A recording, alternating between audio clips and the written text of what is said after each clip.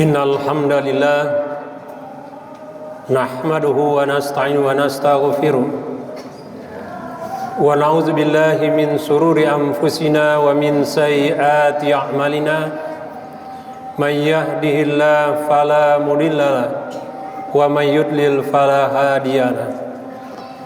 Asyhadu an la ilaha illallah wahdahu la syarikalah wa ashhadu anna Muhammadan abduhu wa rasuluh la nabiyya ba'da. Allahumma salli wa sallim wa barik ala Muhammadin wa ala alihi wa ashabihi ajma'in. Amma ba'd, usikum wa iyaya bitaqwallah faqad fazal muttaqun. Qala Allah Ta'ala fil Qur'anil Karim, a'udzu billahi minasy syaithanir rajim. Wa la tuhzini yauma yub'atsun yauma la yanfa'u malun wala banun illa man atallaha biqalbin salim. Kaum muslimin rahimakumullah, kita bersyukur kepada Allah Subhanahu wa Ta'ala yang masih memberikan kepada kita kesehatan dan sekaligus kesempatan guna kita manfaatkan untuk mendekatkan diri kita kepada Allah, memperbaiki segala kekeliruan, kesalahan dan kealpaan yang mungkin saja kita lakukan selama ini. Salawat dan salam semoga tetap tercurah karibaan Nabi kita Muhammad sallallahu alaihi wasallam. Beliau merupakan contoh dan tauladan terbaik yang kita disuruh untuk mengikuti beliau, terutama bagaimana cara beribadah kepada Allah dan bermuamalah dengan sesama manusia. Kaum muslimin, Al-Kisah ada seorang raja yang hobinya berburu ke hutan dengan pengawalan yang begitu ketatnya. Namun qadarullah, sang raja terpisah dari para pengawalnya. Dia berjalan dan akhirnya dia tidak tahu kemana harus pergi. Dia tersesat di tengah-tengah hutan itu.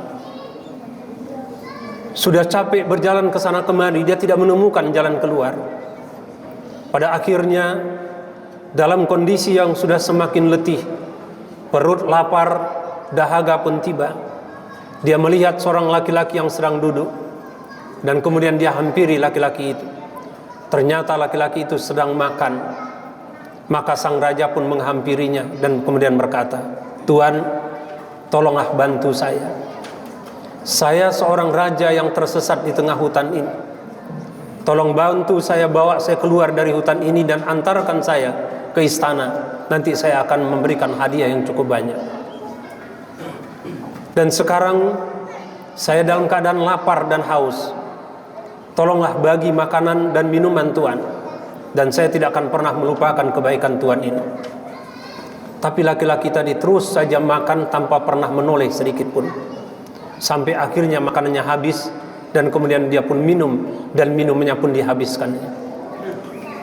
Setelah dia selesai, baru dia kemudian berkata, "Aduh maaf, saya tidak tahu kalau Tuhan ada dekat saya." Sang raja hanya bisa menahan emosinya. Dia tidak bisa berbuat apa-apa karena memang dia sangat mengharapkan bantuan orang itu. Dan akhirnya laki-laki tadi mengatakan, "Ayo, mari saya antar Tuan keluar." Mereka pun kemudian berjalan. Dan singkat cerita, laki-laki tadi mengantarkan sang raja ke depan istananya. Begitu sampai di depan istana, laki-laki tadi mengatakan, "Tuan, inilah istana Tuan. Tuan sudah sampai di istana dan saya mohon pamit." Tapi raja kemudian mengatakan, "Tunggu, saya sudah berjanji untuk memberi Tuan hadiah. Ayo kita masuk ke dalam." Dengan tersenyum laki-laki tadi mengatakan, "Tuan, mohon maaf. Sebenarnya ketika Tuan mengatakan Tuan sangat lapar dan haus, saya sudah mendengar. Saya bukan tidak tahu Tuan berada di dekat saya.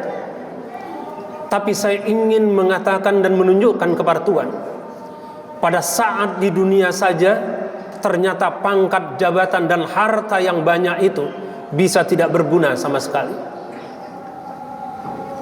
Nah kalau begitu kenapa kita mesti sombong? Tuhan sudah sesat Tuhan membutuhkan bantuan orang, tapi Tuhan dengan sombong masih mengatakan bahwa Tuhan adalah seorang raja. Masih syukur saya mau membantu Tuhan. Kalau saya muak dengan kesombongan Tuhan, lantas saya tinggalkan Tuhan di tengah-tengah hutan itu, mau jadi apa Tuhan?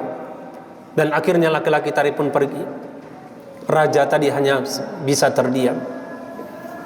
Wala tuhzini yauma yub'atsun. Itulah salah satu doa dari Nabi Allah Ibrahim alaihissalam,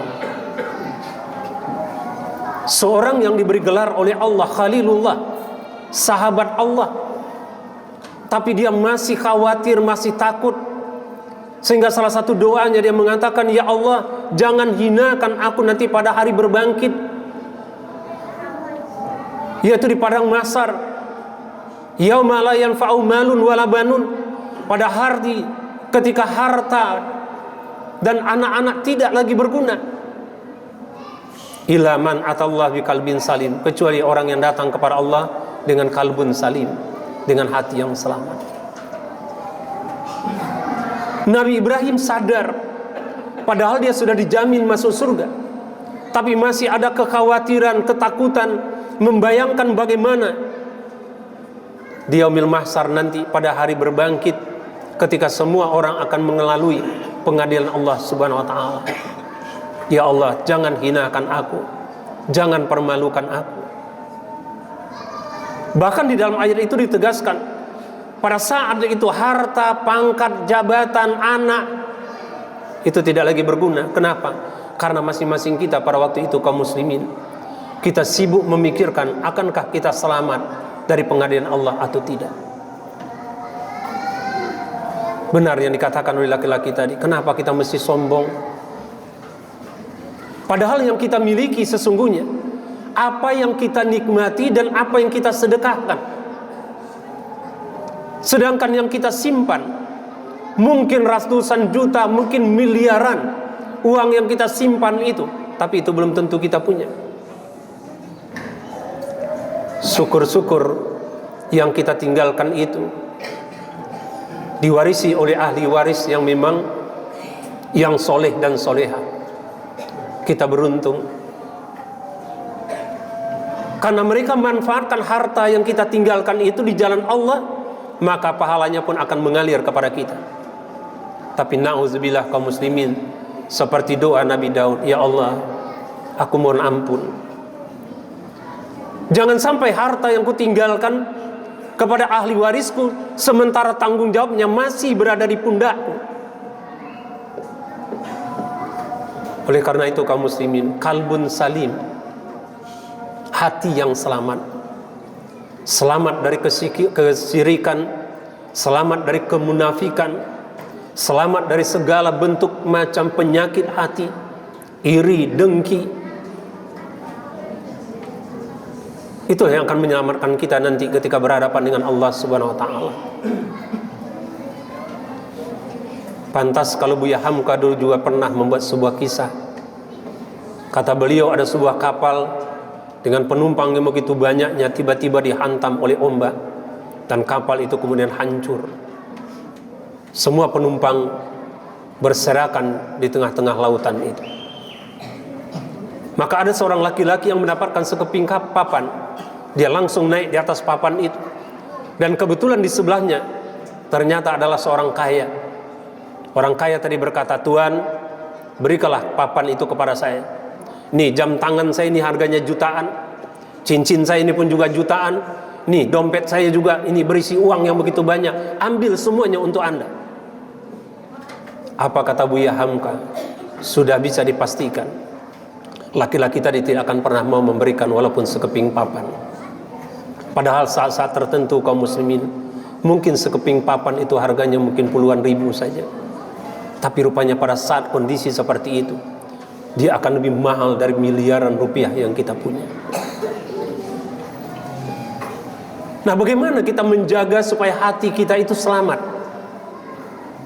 Maka Allah menyatakan, ya ayyuhalladzina amanu ijtanibu katsiran minaz-zanni inna ba'daz-zanni ismun wala tajassasu wala yaktab ba'dukum ba'da ayyuhibbu ahadukum ayyakula lahma akhi maitan fakarihtumu.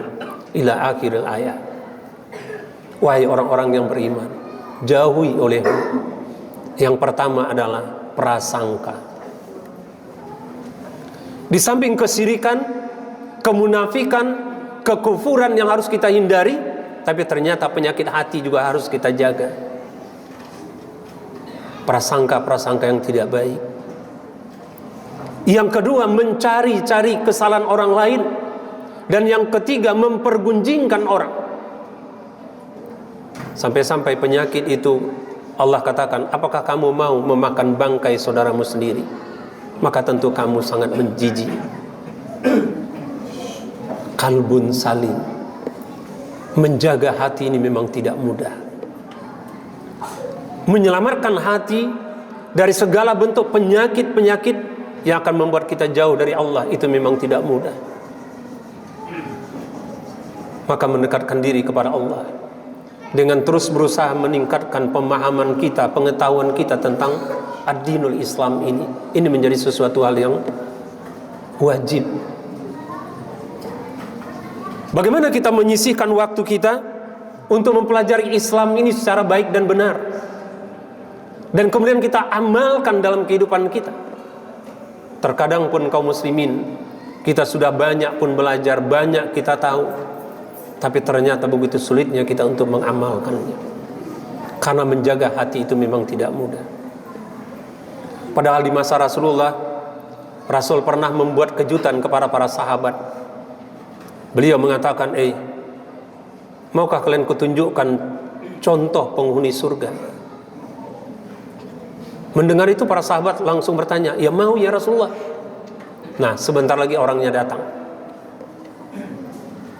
Ditunggu-tunggu, ternyata yang datang itu bukan orang yang mereka kenal, bukan orang-orang yang mereka anggap sangat wah di tengah-tengah kehidupan mereka.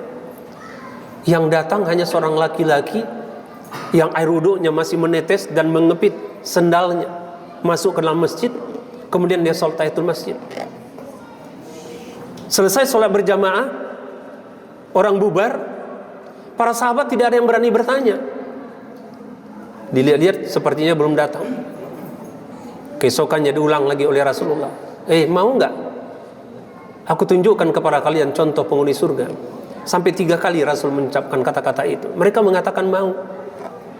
Tapi tidak seorang pun di antara mereka itu yang menyangka bahwa laki-laki itulah yang dimaksudkan oleh Rasulullah. Kenapa? Karena laki-laki itu bukan orang yang terkenal, bukan orang yang sering berada di majelis Rasul. Tapi kenapa kok itu yang ditunjuk oleh Rasulullah? Maka Ibnu Umar adalah orang yang termasuk yang penasaran, dan akhirnya dia mendatangi orang itu dan kemudian mengatakan, Pak, aku minta tolong. Apa itu? Kata bapak itu, aku takut pulang ke rumah karena aku dimarahi oleh ayahku. Boleh nggak aku menginap di rumah bapak? Kata orang tua itu, boleh, ayo. 3 malam Ibnu Umar berada di rumah orang itu. Ibnu Umar ini terkenal kaum muslimin sebagai orang yang ahli ibadah. Dia hanya sebentar tidur di tengah malam, lebih banyak menghabiskan waktunya untuk beribadah kepada Allah. Makanya ketika berada di rumah itu, dia terus mengintip apa kira-kira amalan laki-laki yang dikatakan oleh Rasulullah itu sebagai contoh penghuni surga. Dia kepingin tahu. Tapi ternyata 3 malam dia berada di rumah itu, dia tidak pernah sekalipun melihat laki-laki itu sholat tahajud. Dia nggak pernah mendengar laki-laki itu baca Al-Quran. Yang ada setiap mereka pulang sholat isya, sampai di rumah Ibnu Umar diajak makan, dinasihati, kemudian mereka tidur. Dia terbangun sebelum subuh, tidak ada tahajud, tidak ada baca Al-Quran. Ibnu Umar heran dia. Maka pada hari yang ketiga itu dia bertanya, Tuhan, apa sebetulnya amalan Tuhan? Kok sampai Rasulullah mengatakan Tuhan sebagai contoh penghuni surga? Laki-laki itu kaget. Masa iya? Iya. Kata laki-laki itu, iya. Rasanya aku tidak ada yang istimewa. Kata Ibnu Umar, benar. Saya tidak pernah melihat Tuhan tahajud, baca Al-Quran, tapi kenapa Tuhan dikatakan sebagai contoh penghuni surga? Kata laki-laki tadi, wallahu alam, saya juga nggak tahu. Bagaimana mungkin saya akan tahajud? Saya bekerja untuk menjaga ladang korma yang begitu luasnya. Selesai salat subuh, saya sudah bekerja membersihkan itu semua. dan kemudian pulang dalam keadaan letih. Tapi saya bersyukur masih tetap sempat untuk sholat subuh berjamaah. Itu aja yang kesyukuran saya, walaupun saya tidak pernah tahajud. Akhirnya Ibnu Umar permisi. Tapi begitu Ibnu Umar berangkat, dipanggil lagi, nak sini dulu. Apa Tuan? Apakah mungkin karena saya pernah dulu mendengar kata-kata Rasulullah, iri dengki itu akan menghabiskan amal ibadahmu, ibaratkan api yang akan menghanguskan atau menghabisi kayu yang kering. Maka setelah itu saya tidak pernah lagi menyimpan rasa iri dan dengki kepada siapapun. Setiap kali saya akan berangkat keluar dari rumah, saya berdoa, ya Allah, aku mohon kepadamu, pelihara mataku, pelihara telingaku, pelihara lidahku, dan pelihara hatiku untuk tidak merasa iri dan dengki kepada siapapun, apalagi menceritakan aib orang lain. Dan setiap kali aku pulang, begitu aku mau tidur, aku juga berdoa, ya Allah, aku mohon ampun. Andai kata mata ini salah melirik, andai kata telinga ini mungkin mendengar yang tidak pantas kudengar, andai kata mungkin lidah ini mungkin ada mengeluarkan kata-kata yang tidak baik, aku mohon ampun kepadamu. Kalbun salim, itulah yang perlu kita jaga. Kisah raja yang kita sampaikan tadi kaum muslimin, mudah-mudahan itu akan menjadi pelajaran berharga bagi kita. Tidak ada yang pantas kita sombongkan.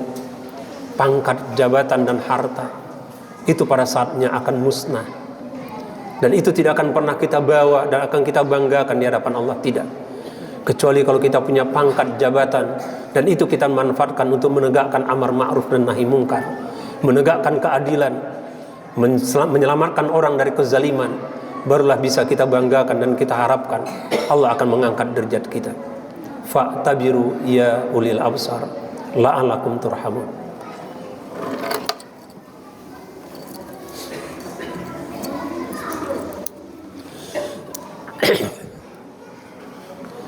Alhamdulillah allazi arsala rasulahu bil huda wa dinil haq liyuzhirahu 'ala ad-dini kulli walau karihal musyrikun.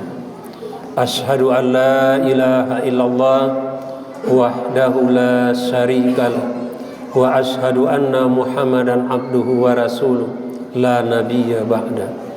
Allahumma salli wa sallim wa barik ala Muhammadin wa ala alihi wa sahbihi ajma'in. Amma ba'd, ittaqullaha haqqa tuqatih wa la tamutunna illa wa antum muslimun. Innallaha wa malaikatahu yusalluna 'alan nabi ya ayyuhalladzina amanu sallu 'alaihi wa sallimu taslima.